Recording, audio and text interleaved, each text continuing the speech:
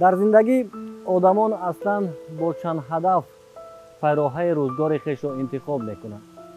агар бархеҳо ба хотири монанд будан ба касе ин пайроҳаро интихоб кунанд, бархеи дигар ба хотири миёни ҷомеа муаррифӣ будан ин корро мекунанд.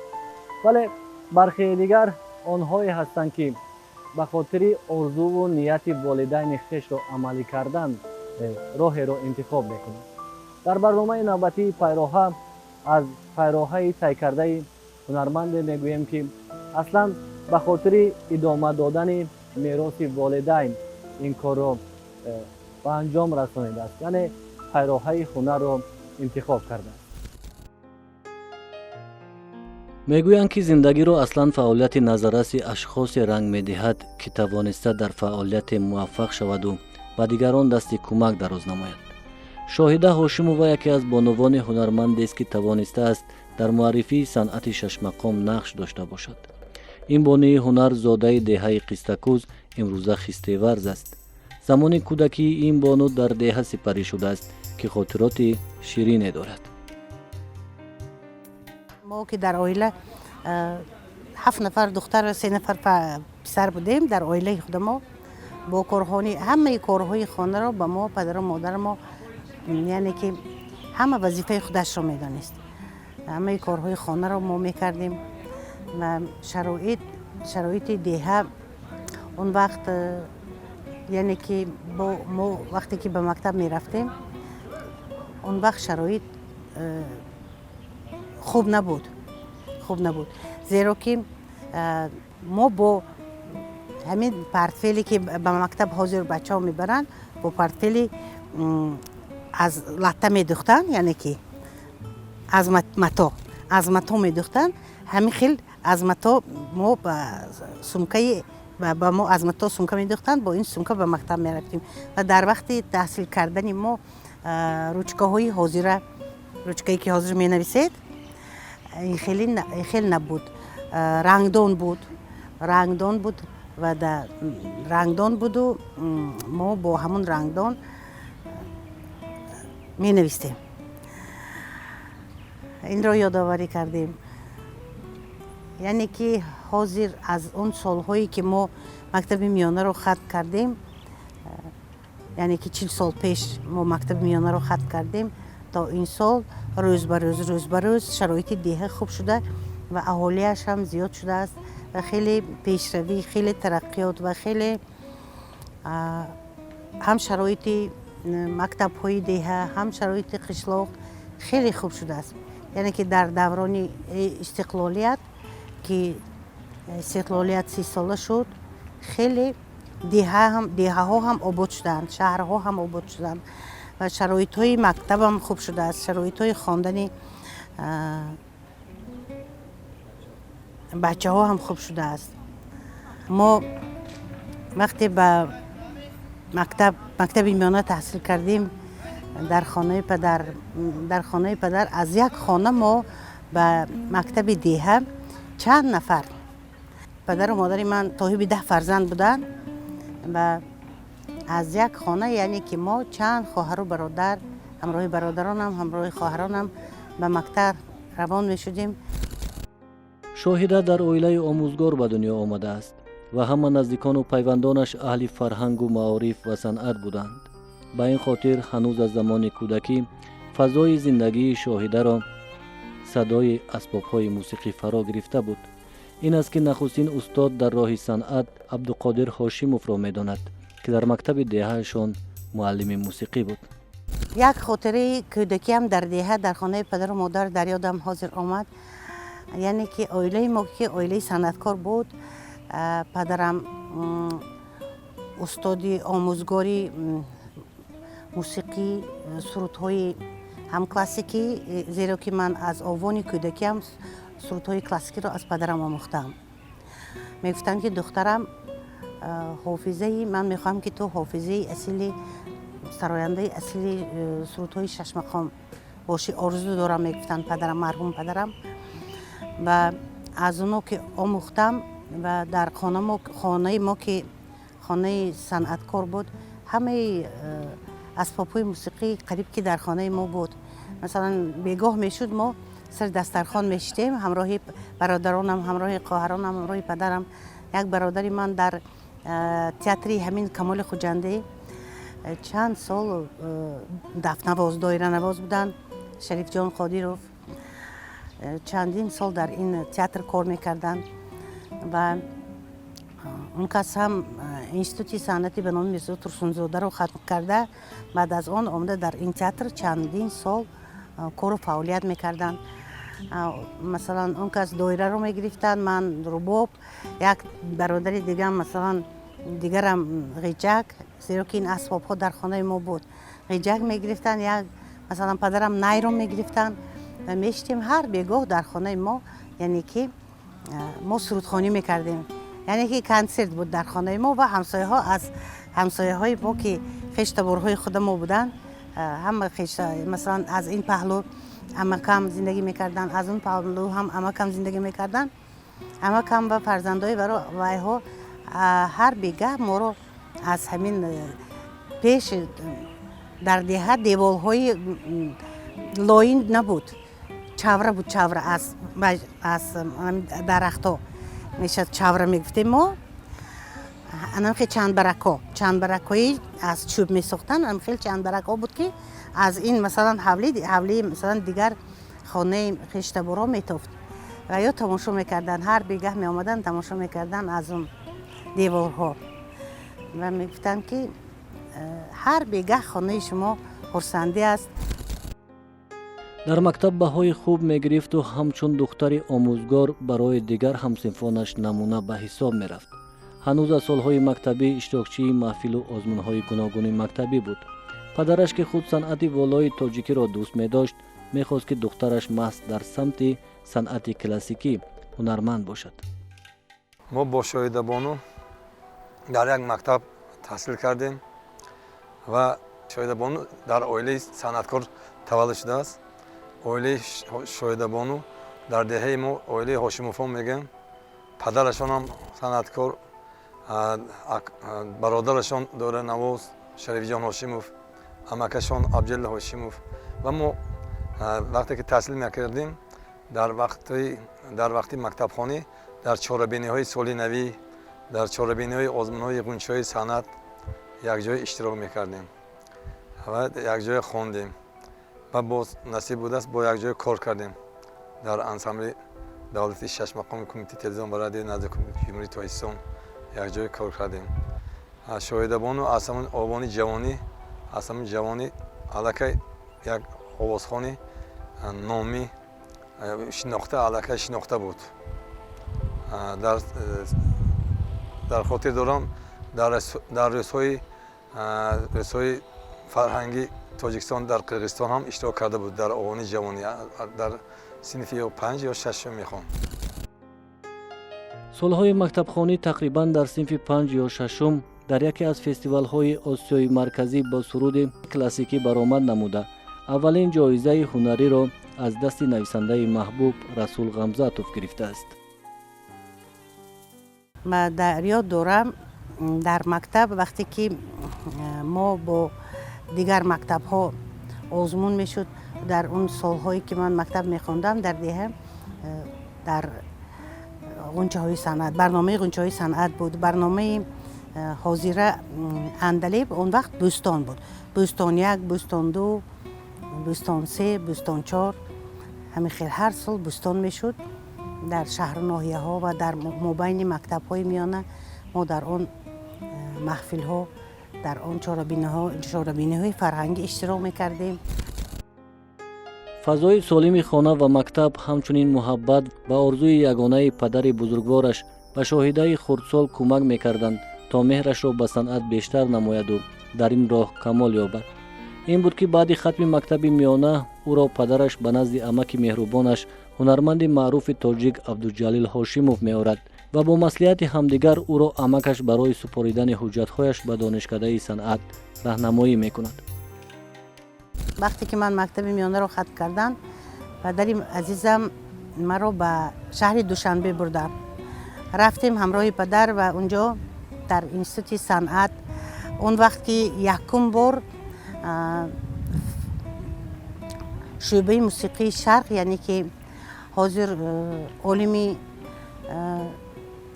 اصیلی عالم شش مقام، یعنی که استاد ما تشکیل کننده شعبه موسیقی شرق خیلی که شما میدانید استاد اسدالدین نظاموف. استاد اسدالدین نظاموف که شعبه موسیقی شرق را همون سال تشکیل شده بود و خوشبختانه من همون سال رفته به اون شعبه داخل شدم و در آنجا تحصیل کردم. سال اولی که من به شهر دوشنبه رفتم اول بسیار دشوار بود تا عادت کردن، یعنی که از دیه رفتم یک بار به شهر کلان به دوشنبه و آرزو داشتم که یک بار دوشنبه رو بینم، پایتخت عزیزمان رو بینم و رفتم. اول بسیار دشوار بود، بعد آهسته آهسته آهسته آهسته عادت کردیم. دانشکده صنعت که فضای خاصه علمی و هنری را داشت برای شاهده تشنه هنر شرایط می‌سازد تا این هنرمند جوان زود خود را معرفی نماید. در این درگاه شاهده از صحبت بزرگان صنعت منشأ گرفته صنعت شش مقام را خوب می‌آموزد. در نزد استادای عزیز و مهربانم، اول در نزد استاد عزیزم اونجا در اینستیتوت بای محمد نیازوف مرحوم، جاشون جنت باشد، روح ارواحشان شاد باشد. بعد از آن درس موسیقی نازیکایی سرودهای کلاسیک را از مرحوم استادم برنا اسحاقوه، یعنی که از برنا اسحاقوه از بای محمد نیازوف و در دانشگاه از استاد مرحوم الماس عبداللهیف، از اینها من در وقت دانشجویی از اینها نازیکی‌های سراییدن سرودهای کلاسیکی را آموختم. آغاز سالهای 90 نه تنها برای اهل صنعت بلکه برای اهل جامعه تاجیکستان سالهای وزین به حساب می‌روند. برای محض همین سالها آغاز فعالیت شاهده هاشمی در انسامبل شش مقام کمیته تلویزیون و رادیوی نزد حکومت جمهوری تاجیکستان محسوب می‌شوند که من بعد چند ده ساله او میان اهل هنر در انسامبل شش مقام فعالیت می‌کند و با این انسامبل او به کشورهای دور و نزدیک سفر می‌کند و بهر رشد شش مقام در جامعه سهم می‌گذارد. آغاز سالهای 90 دسته‌های هنری کشور به هنرمندان جوان نیاز داشتند و همکاریشان با دانشکده صنعت خوب به راه مانده شده بود. محض همان سالها شاهده با چند نفر همسالان خود به انسامبل شش مقام کمیته تلویزیون و رادیوی نزد حکومت جمهوری تاجیکستان دعوت می شود و آغاز می گردد پیراهه فعالیت او. اینستیتوت صنعت را ختم کردم و اون سال 1991 مرا به انسامبل شش مقام به کار دعوت کردن. استاد عزیزم مرحوم الماس عبداللهیف به کار دعوت کردن و من از اون سال یعنی که در همین دوره 30 سال استقلالیت در اونجا کار و فعالیت میکردم. وقتی من به کار آمدم به انسامبل شش مقام، اون وقت استاد برنا اسحاقوه بودن مرحوم، بریس نمتیف کار میکردن، یعنی که مهری اسحاق‌بویه، صوفیا بدلبویه و همه استادا فرزندای استاد برنا اسحاقوه، صوفیا بدلبویه، بعد بسیار استادان همراه بسیار خوشبختانه من وقتی که به کار آمدم همراه بسیار استادان بزرگ کار و فعالیت میکردم و از آنها بسیار نازیکای صنعت را آموختم. نه فقط نازیکای صنعت را، تمام مثلا نازیکی های و آدم و آدمگری و مثلا همه نازیکی های ممکن است گفتن که پستی و بلندی زندگی از استادا، زیرا که استادای ما به ما نه فقط درسی مثلا شش مقام میگفتن، پیش از درس شش مقام گفتن و یا به ما درسی آدم و آدمگری می آموختن، درس آداب می آموختن، درس نشست و خیست، درسی مثلا حرمت کلان خود رو به ما می آموختن ما از اونها بسیار چیز رو آموختیم برای هم صنعت هم برای زندگی خود و یا استادای ما برای ما بسیار یک مکتب کلانی زندگی رو با ما آموختن و از استادایی که هستند حاضر و مرحوم بسیار منتدار من شخصا هستم. در انسامبل ششمقام شاهده هاشیمова همراه بزرگان صنعت کار و فعالیت نموده یک سلسله سرودهای نادر را آفریده است. میان همکاران با محبت صمیمی و دوستداری خاصه مقام پیدا میکند که برای فعالیتش خیلی مهم بود. طولیان زیاد است که ما با شاهده بانو دوستی خوب داریم و آن کس بسیار انسانی زمینی هستند، خاکسار هستند، هنرمند اصیل هستند و همه خیلی رفیق خوب هستند، بهترین رفیق هستند که خیانت نمیکنند یگان وقت و ما همراهی شاهده بانو طولیان زیاد در یک جا کار میکردیم و بسیار اویدی زندگی بسیار چیزهای مهم رو من از اپای شاهده بانو آموختم.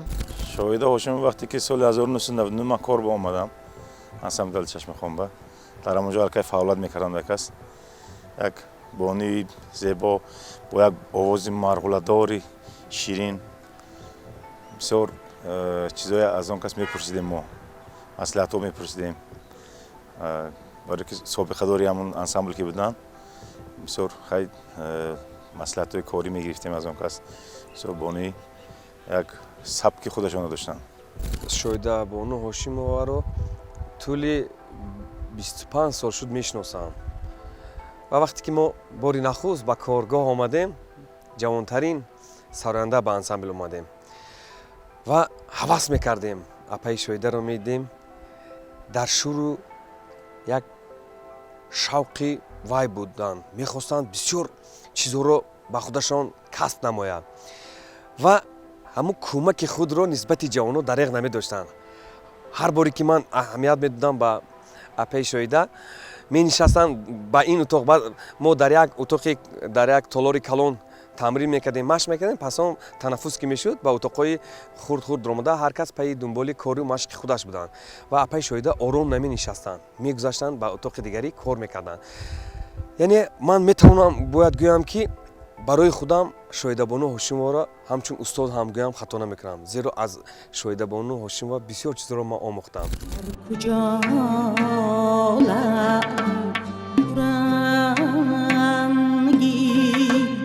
خنده‌ای مستانه ریخت از خجالت آبی گوهر چون می از پیمانه ریخت یارم دردی معشوقان و عاشق بیشتر دارد اثر شم تا اشکی بیفشاند حریف پروانه ریخت یارم. شاهده هاشیمova نزدیک به 30 سال در معرفی صنعت کلاسیکی ششمقام فعالیت نموده است. او با هنرمندان کمیته تلویزیون و رادیو به دیگر کشورهای دور و نزدیک سفر نموده و صنعت ملی تاجیکان را معرفی نموده است. وقتی که من به انسامبل ششمقام خانان به نام فضلین شهابوف به کار آمدم در وقتی فعالیت کاری من بعد از ما بعد نسل نورز به کار آمد. یعنی که وقتی که 2000 سال ششمقام بسیار رشد و نمو یافت و ششمقام بسیار در تمام شهر و ناحیه ها ما حس میکردیم که در تمام شهر و ناحیه ها و شش مقام دیگر خیلی توجه میکردن. میرفتیم کنسرت میدادیم، از شش مقام کنسرت میدادیم. مثلا در همین شهر و ناحیه های سوخت چند سال پیش همراهی انسمبل شش مقام ما در ناحیه های مثلا در شهر اسفرد، در استرفشان با سفری کنسرتی شش مقام بعد از مقام دولتی گرفتنی انسمبل شش مقام آمدیم. یعنی که حس کرده میشد که شش مقام بسیار دستگیری شده ایستاده است و روز به روز ترقی یافته ایستاده است و جوانان هم به شش مقام بسیار توجه کرده ایستادند به این صنعت و آهسته آهسته جوانهایم جلب کرده شدند، جوانهایم به کار می آمدند. با همین انسمبل ما انسمبل شش مقام سال 1998 به کشور ایران رفتیم. یعنی که روزهای دهه موسیقی سرودهای کلاسیکی دولت‌های آسیا میانه، از ازبکستان، از تاجیکستان، مثلا از آذربایجان، از دیگر شهر و ناحیه‌های خود ایران، از تبریز، از شیراز رفتیم و در اونجا اشتراک کردیم. خوشبختانه خیلی خوب پیشواز گرفتن. خیلی این سفر هنری ما خوب گذشت. بعد از اون باز دیرتر سال 2005 ما سفر هنری داشتیم به شهر پاریس، یونسکو که در آنجا شش مقام ما یعنی که هم از نه فقط از انسمبل شش مقام، یعنی که از تمام انسمبل هایی که در جمهوری کار و فعالیت میکردن، هم از انسمبل شش مقام، هم انسمبل فلک، هم از دریا، هم انسمبل های رقصی اون وقت زیبای و جهان آرا و از یعنی که همه هنرمندا از تمام انسمبل ها به شهر پاریس سفری هنری کردیم و اونجا هم بسیار خوب پیشواز گرفتن. کنسرت داشتیم، کنسرت گذاشتیم. شاهیده بانو زنی خیلی دلکشاد هستند و زنده دل هستند و کجای سفری هنری می رفتیم آن کس با ما شوخی کرده، با خوش و خورسندی همون سفری رفتگی ما خودمون نمیفهمیدیم که چه به اون مکان رسیدیم و به حد دلشان کشاد و دست خیر داشتن. ناسگورم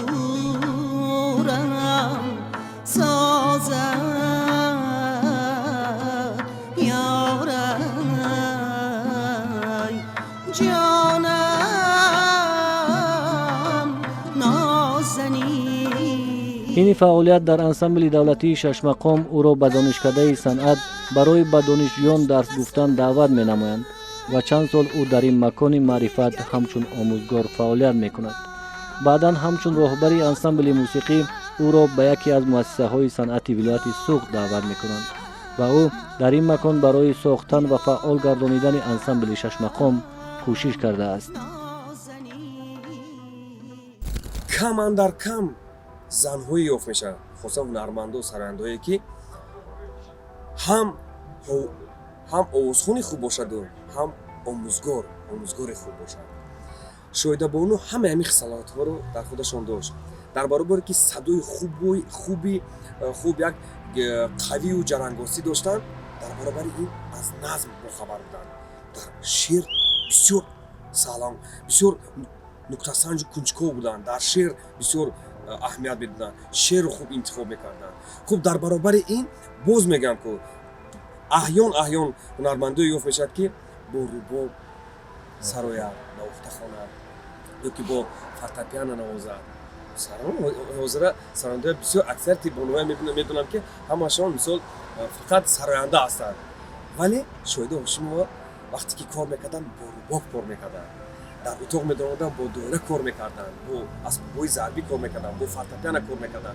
ببینید چقدر خصوصیت‌های نظم شناسی رو میدونستن. هم از عروض با خبر بودن، هم از پرده با خبر بودن، هم نوازنده خوبی ربابی بودن، هم رباب رو خوب میفهموندن. با کسی ҳар чиз ки ёд медодам бо рубоб ёд медодам. Ӯ дар назди фортепиано нишаста кор мекарданд. ин хислатҳоро на ҳар ҳунарманд, на ҳар хоса бонуҳое ки хуб на қадами худро ба ҷодаи санъат мезананд, ҳамин чизҳоро на ҳар бону доранд. ман ин чизро дар апаи Шоҳида эҳсос кардам. хуб як хислати дигар, Шоҳидабону Ҳошимова ягона нафаре дар ансамбл буд ки ҳар як бонуҳое ки дар ансамбл кор фаъолият мекардем сар карда, вақте ки ман омадам апаи Мастона Эргашева буданд ҳунарманди мардумӣ. хуб Шоҳида Ҳошимова, Саодат Гулбарова, Сабҳат Наҷмуддинова, Озода Ашурова, Лӯҳира Муминова, ҳамин нафарҳо буданд. ва дар байни ҳамин қадар бонуҳо садои апаи Шоҳида баръало ҳис карда мешавад. як садои як дардолуд доштанд. намедонам чӣ сирре дошт садои гулӯи яъне ки ҳамун кашишҳову нолаҳои ҳангҳое ки мегирифтанд дар ҳамун замзамаи сурудашон, як аҷоиб як лаҳне доштанд, як аҷоиб печитоби гардишҳое доштанд ки ҳамин касро мафтун месохтанд. Шоҳидабону бисёр агар як оҳанг ё ки ягон шеър мегирифт, ҳамун шеърро ба ҳамин тариқ иҷро мекард ки дар ҳайрат мемонд одам ки ҳамин бисёр нолиш кашишҳои суруду нолишҳои овози бисёр овози ҳам пурқувват дошт. Шоҳидабону бо маҳорати бисёр баланд доштанд. Шоҳидабону Шоҳида Ҳошимӣ аз зумраи он ҳунармандонест ки дар тӯли 30 соли истиқлолият тавонистааст дар рушди санъати шашмақом нақши бориз дошта бошад ва ӯ миёни он ҳунармандони маъруфи тоҷик ки дар ин соҳа фаъолият мекунанд обрӯву ҷойгоҳи хеши худро дорад. солҳои охир ӯ ба шаҳри Бостони вилояти Суғд омада ин ҷо роҳбарии ансамбли шашмақоми шаҳри Бӯстонро ба ӯҳда дошт ва ӯ мегӯяд ки то имкон дорад кӯшиш мекунад дар дастгирии санъаткорони ҷавон саҳм дошта бошад, зеро санъати шашмақом аз зумраи он санъатоне ба ҳисоб меравад ки дар зинда нигоҳ доштани ҳунари мардумии миллати тоҷик нақши бориз дорад. дар зиндагӣ тавонистааст миёни мардум мақому обрӯ пайдо намояд. тавонистааст як силсила таронаҳои зеборо дар жанри мушкили шашмақом иҷро намояд ва ҳамзамон дар донишкадаи санъат ҳамчун ҳунарманди касбӣ ба шогирдон дарс гӯяд. даҳҳо ҷавонон тавонистанд аз дарсҳои ӯ сабақ гирифтаву ҳунарманди хуб бишаванд ва муҳимтар аз ҳама ӯ мегӯяд ифтихор дорад ки барои рушди санъати миллӣ кӯшидааст ва тавонистааст то орзуи падари бузургашро амалӣ намояд.